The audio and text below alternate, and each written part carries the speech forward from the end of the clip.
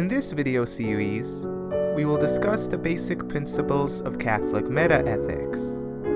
In part 1, we spoke of the traditional Catholic view of the nature of goodness and evil considered as such, and how they relate to the basic elements of human existence. In this video, we will talk about how goodness and evil relate to God. But first, just a quick review.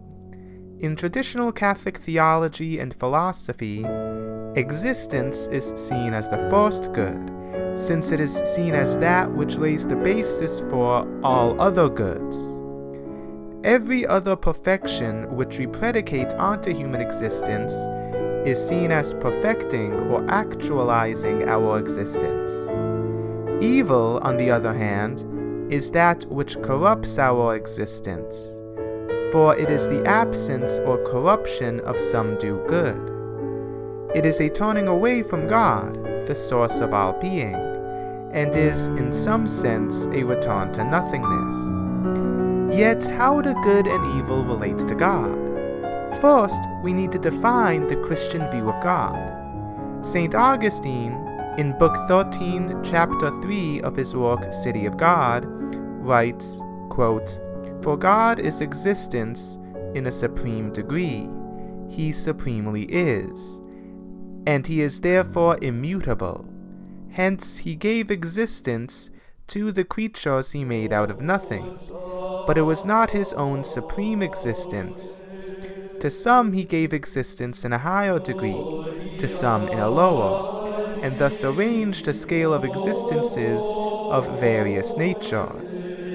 Thus, to this highest existence, from which all other things that are derive their existence, the only contrary nature is non-existence." For Augustine, God is defined as supreme being.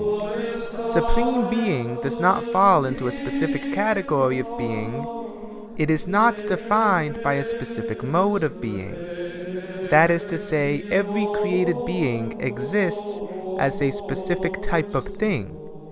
It can be classified under a specific category of being.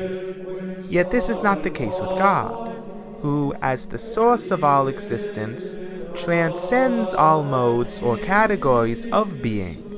The opposite of God is not some other type of being, but rather the only thing that is contrary to God is non-being or non-existence.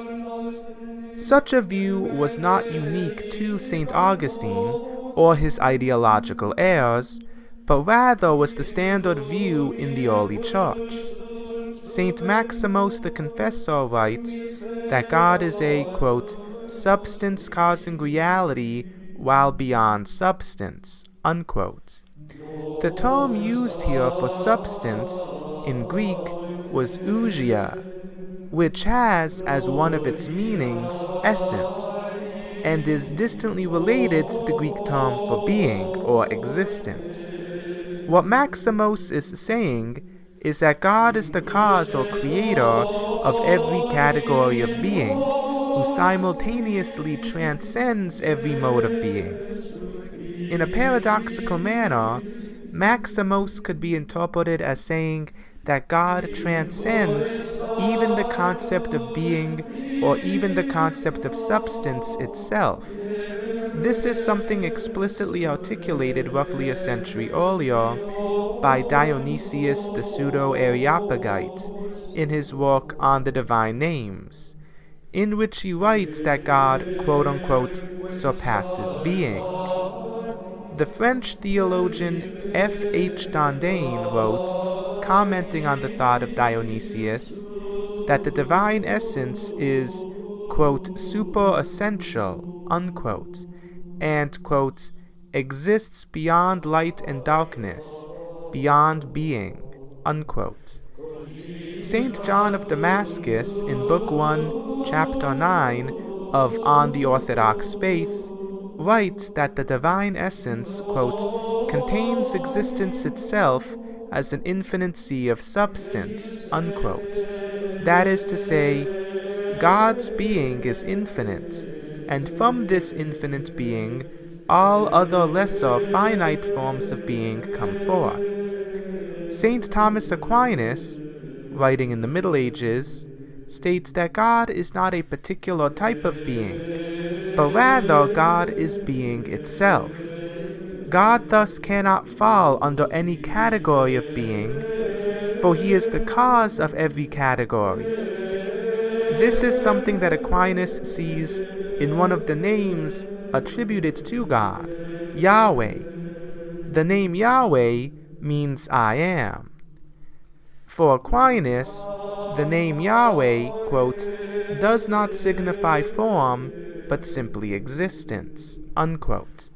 That is to say, this name does not imply that God has a specific form, but rather that God is a reality who transcends all forms.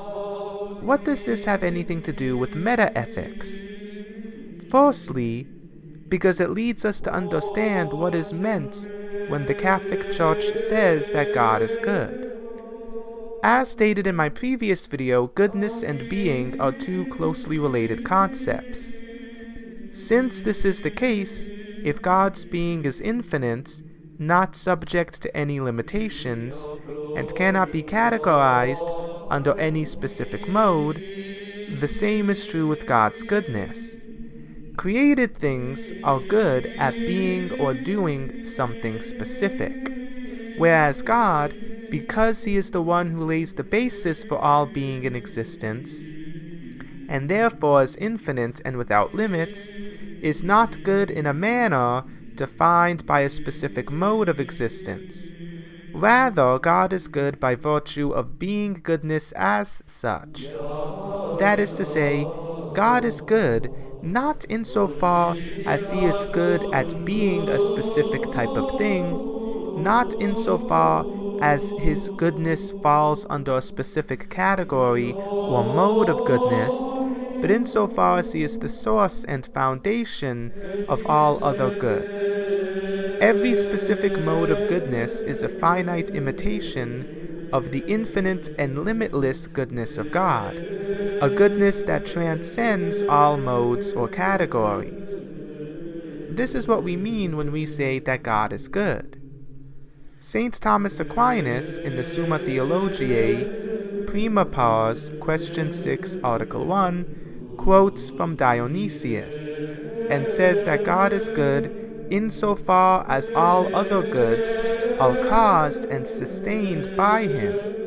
In the following article, St. Thomas Aquinas writes something similar, saying, and I quote, "For good is attributed to God, inasmuch as all desired perfections flow from God as the first cause."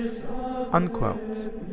With this in mind, I hope I have been able to provide at least a general overview of the traditional Catholic view on the nature of goodness and evil, and how they relate to God. I hope you found these videos informative, and I would like to thank you for joining us. God bless.